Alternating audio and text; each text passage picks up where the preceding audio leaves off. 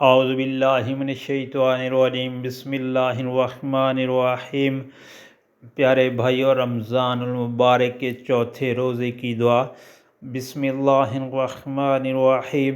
اللہم قوّنی فیہ علی اقامت امرک واذقنی فیہ حلاوت ذکرک واعزنی فیہ لاداء شکرک بکرامک واحفظنی فیہ بحفظک وسترک یا ابصر الناظرین۔ Allah, on this day, strengthen me in carrying out your commands. Let me taste the sweetness of your remembrance. Grant me through your graciousness that I give thanks to you. Protect me.